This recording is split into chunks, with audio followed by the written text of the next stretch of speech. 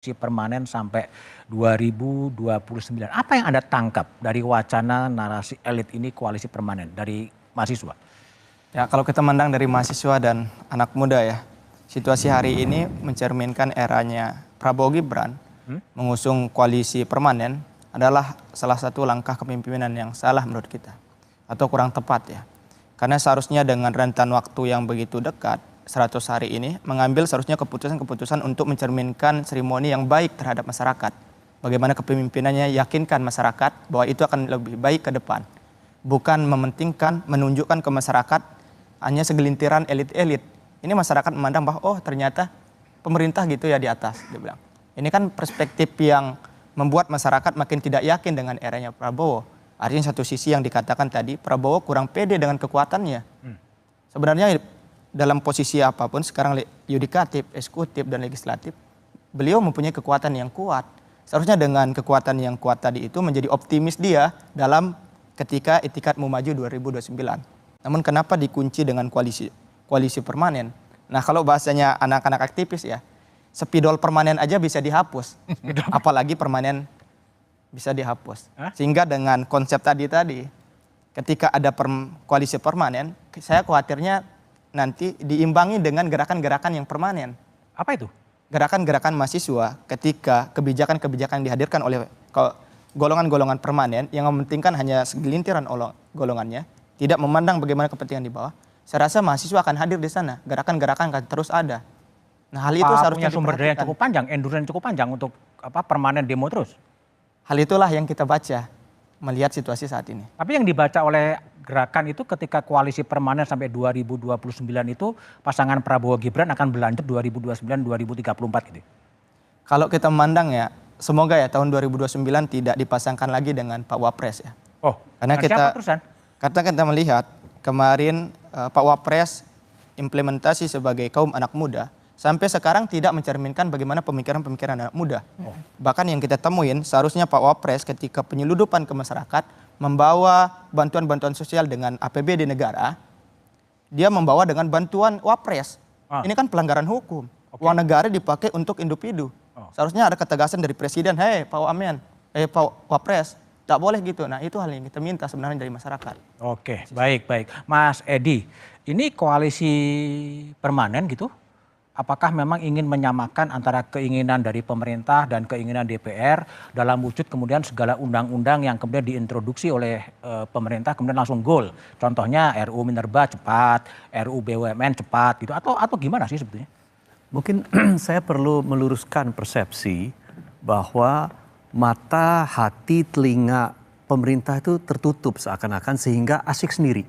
Asik sendiri? Asik sendiri. Pemerintah asik sendiri? Mengatur-ngatur segala sesuatu sendiri. Jadi elit mengatur segala sesuatu sendiri. Saya ingin meluruskan persepsi itu. Tidak ada. Tidak ada itu. Tidak ada? Tidak ada sama sekali. Justru saya lihat sekarang ini keterbukaan, ya, ruang kritik itu dibuka selebar-lebarnya. Diskursus itu diberikan kesempatan seluas-luasnya. Buktinya saja begini Mas. Satu, ketika rame-rame PPN 12% mau naik, itu ternyata dibatalkan kok. Begitu banyak, ketika begitu banyak respons negatif dari pemerintah.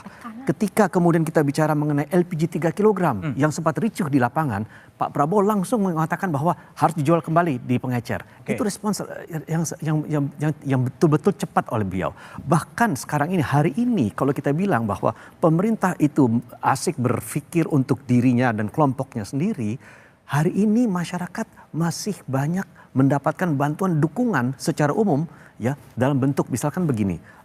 Sekarang ini yang namanya subsidi sangat besar. Subsidi energi, subsidi BBM, subsidi LPG, subsidi listrik. Jadi maksudnya begini, keberpihakan terhadap masyarakat itu sangat besar dan sangat diperhatikan. BLT, bansos masih sangat besar.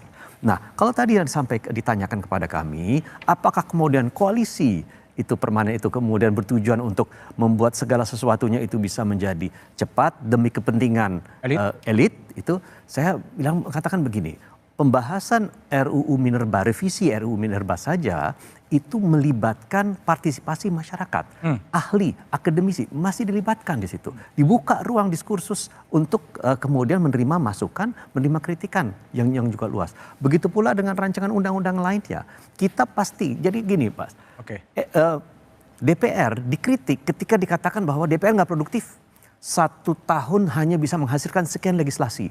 Tetapi ketika kita melahirkan legislasi, dikritik juga. Kenapa ekspres dilakukannya? Oke. Padahal setiap legislasi itu melibatkan partisipasi masyarakat seluas-luasnya, Mas. Oke, baik Yunarto Wijaya. Tadi kalau alasannya kan PPN didengar, LPG didengar. Tapi Anda baca ini memang diorkestrasi supaya begitu atau gimana? Testing the water atau gimana sih? Kalau nggak viral didengar nggak? Kalau nggak viral nggak didengar. Nah itu. Jadi viral. perbedaan persepsi antara apa yang sudah diyakini benar oleh pemerintah dengan sebagian masyarakat yang tidak puas itu di setiap rezim terjadi. Bagaimana cara meresponnya itu yang menurut saya menjadi catatan kritis. Jangan kemudian direspon dengan cara memberikan ungkapan-ungkapan yang seakan-akan yang mengkritik adalah musuh, tidak ingin membangun bangsa bersama-sama. Itu poin pertama. Jangan direspon juga perbedaan pendapat dalam konteks membangun negeri ketika semua partai harus diajak masuk dalam barisan koalisi. Dan ketika ada partai yang tidak ingin ke dalam barisan koalisi, lalu dianggap tidak ingin membangun bangsa bersama-sama. Jangan kemudian diselesaikan dengan cara membangun yang berisik di bawah, yang menuntut di bawah, yang mau dibangun koalisi kemesraannya malah di atas. Dengan mengatasnamakan permanen. Ketika itu yang terjadi dalam sejarah politik, sebuah upaya membangun koalisi sebesar-besarnya itu selalu berujung pada kekuatan elit yang meningkat. Dan ketika kekuatan elit terlalu besar tidak diimbangi oleh adanya oposisi dan dibukanya saluran untuk kemudian berdialog, itulah semi otoriter, bahkan bisa cenderung mengarah kepada otoriter. Dan saya tidak berlebihan mengungkapkan itu, bahkan saya sekarang ingin kemudian menagih janji kepada partai-partai yang menurut saya harusnya konsisten terhadap agenda reformasi. Pernah lho Pak Prabowo mengungkapkan dalam konteks pilkada bahwa karena biaya mahal, karena adanya money politik, kenapa tidak dibuat tidak langsung juga? Apa yang tadi kita takutkan dengan kecurigaan mengenai koalisi permanen yang membuat jarak semakin jauh, yang sangat elitis, yang sangat oligarkis, kalau puncaknya kemudian dibenarkan, dijustifikasi oleh perubahan sistem, terutama pilpres, yang dibuat tidak langsung dan hanya diserahkan kepada partai-partai, menurut saya demokrasi dan reformasi kita selesai. Dan saya berharap PAN dan PKB yang hadir di sini berani menjamin mengenai konsistensi terhadap pemilu langsung yang sudah kita sepakati. Oke, Mas Basil, ini tadi Mas Toto saya simpulkan bahwa reformasi itu bisa selesai atau ada orang mengatakan sudah selesai sebenarnya. 6 tuntutan reformasi sudah dinormalisasi kembali ke tahun 1998. Betulkah seperti itu sih? Apa yang disampaikan oleh Mas Toto dan teman-teman yang lain ya, menurut saya memang kritik pendapat dari masyarakat pro kontra itu biasa saja. Itu normal di setiap rezim. Nah, kecurigaan, praduga, termasuk ini nanti akan terjadi amandemen Undang-Undang Dasar. Presiden dipilih lagi oleh MPR. Sah-sah saja. Tapi Sah-sah saja untuk disampaikan oleh Mas Yunarto atau siapapun. Yang jelas kami tidak tuli, PKB tidak tuli juga. Kita ini ada di dalam koalisi tapi kami tidak tuli. Kami tetap akan mendengar aspirasi, kami tetap juga akan mendengar masukan, kami juga akan membaca arah sejarah. Kami juga tidak ingin dipersalahkan di dalam sejarah. Oleh sebab itu menurut saya terkait dengan koalisi permanen ini, tidak usahlah dengan nada yang berlebihan, saya gitu, kecurigaan yang berlebihan. Toh ini cuma wacana, belum tentu juga dikerjakan. bukan udah jalan, Kan baru wacana itu. baru wacana. Baru wacana. Oke. Yang jelas fakta politiknya memang sekarang di parlemen ini, kami juga kan baru datang belakangan juga. Itu artinya Pak Prabowo juga terbuka kan untuk berkoalisi dengan kami yang juga berbeda ketika itu. Saya pikir itu penghormatan, bukan apa namanya membuat oligarki atau apapun. Kami juga ingin membantu pemerintahan, ingin bekerja sama di dalam pemerintahan. Oleh sebab itu, menurut saya yang disebut koalisi permanen yang secara spontan disampaikan oleh Pak Prabowo, menurut saya belum menjadi sesuatu yang dijalankan. Baru Disebut tataran atau tidak, koalisi di parlemen sudah 80%. 80% kan? Iya memang, mau disebut permanen tidak permanen, itu faktanya. Dan saya berharap apa yang menjadi keputusan DPR itu tidak semuanya juga salah. Kita ini cepat salah, lambat salah. Oke. Kalau cepat disebut kecepatan, kalau lambat kelambatan. Kita ini juga mendengar aspirasi masyarakat, kaitannya dengan Minerba kita juga dengar. Ini malah memberikan peluang kepada koperasi, pihak swasta, perguruan tinggi bahkan ormas. Nah oleh sebab itu maksud saya bukan soal cepat atau tidak cepat, tetapi keputusan yang diambil oleh DPR bersama pemerintah itu juga memikirkan dampaknya kepada rakyat. Tidak ada yang kemudian diabaikan.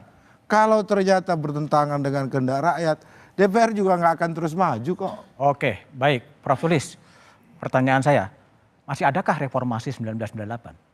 Itu yang saya khawatirkan ya, kalau melihat dari periode sebelumnya selama 10 tahun itu, apa yang dibangun, kita punya Mahkamah Konstitusi, Komisi Yudisial, Ombudsman, KPK dan lain-lain sebagai hasil dari reformasi, berapa ribu orang meninggal, ada mahasiswa juga, UI, Atmajaya dan Trisakti, tapi nyata-nyatanya distrust publik sudah begitu besar karena melihat dengan mata kepala sendiri bagaimana itu semua diruntuhkan.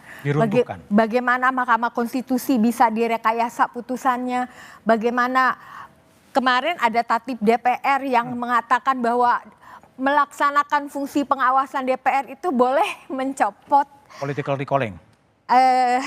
Hakim MK, Ketua KPK, itu apakah tidak meruntuhkan apa yang sudah diperjuangkan 26 tahun yang lalu? Banyak sekali sendi-sendi ketatanegaraan yang digoyang-goyang. Juga bagaimana hubungan-hubungan relasi negara dengan publik itu digoyang-goyang karena berbagai kebijakan dan instrumen-instrumen hukum yang dibuat secara one-sided saja. Jadi sebetulnya kita harus pertanyakan apakah reformasi 98 itu masih berjalan seperti yang dicita-citakan atau tidak. Atau memang harus balik kepada dinormalisasi menuju 1998? Ya kita semua harus sama-sama membaca apa yang pernah terjadi dalam sejarah. Kan orang Indonesia itu teralienasi dari sejarahnya sendiri. Nggak tahu apa yang pernah terjadi sehingga kita nggak punya catatan untuk membangun ke depan. Mana yang harus diteruskan, mana yang harus tidak dilakukan gitu. Oke, Mas Lukman. Pertanyaan saya sama, banyak orang mengatakan bahwa ini era menuju era pasca reformasi. Karena reformasi sudah berakhir, ditandai dengan berbagai tadi ya, yang Prof. Sulis katakan KPK yang independen, masuk dalam kekuasaan eksekutif, ya, kembalinya multifungsi TNI, otonomi daerah sudah diresentralisasi ke Undang-Undang Cipta Kerja. Gimana Anda merespon itu? Ya, jadi era saat ini adalah era bagaimana kita mengisi, menerapkan, melaksanakan tuntutan reformasi itu sebenarnya. Bukan justru malah mengingkari tuntutan reformasi. Oleh karenanya menurut hemat saya wacana koalisi permanen misalnya, hentikan itu. Jangan lagi mengisi ruang-ruang publik kita. Karena ini konsumsi elit itu. Ruang publik itu mestinya diisi dengan bagaimana upaya kita bersama menyelesaikan persoalan real masyarakat kita. Sekarang ini kan yang kita perlu seriusi misalnya distrust. Ketidakpercayaan sebagian masyarakat kita. Tagar kabur aja dulu itu harus diseriusi itu. Iya.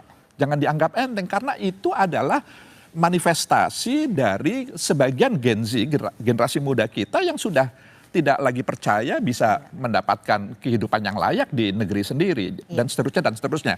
Oleh karenanya saya hadir di sini mewakili Gerakan Nurani Bangsa, ini ingin mengajak kita semua bagaimana andai kita tidak bisa menerapkan nilai-nilai luhur dalam melaksanakan atau menunaikan amanah yang ada pada diri kita masing-masing, setidaknya mari kita gunakan rasa. Dalam menjaga ikatan kebangsaan ini.